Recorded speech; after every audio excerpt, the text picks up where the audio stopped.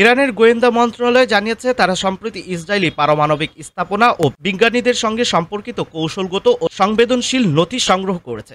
বুধবার রাতে জাতীয় টেলিভিশনে প্রচারিত এক অনুষ্ঠানে এসব তথ্য ও নথি প্রকাশ করা হবে। এক প্রতিবেদনে এ খবর জানিয়েছে মেহর নিউজ।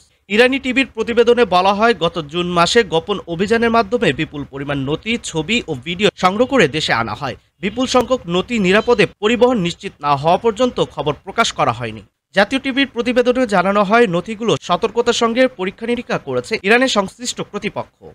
গোয়েন্দা মন্ত্রী ইসমাইল খাতিব বুধবার রাতে বলেন যে বিপুল পরিমাণ নথি দেশে আনা হয়েছে তা কেবল এক অংশ।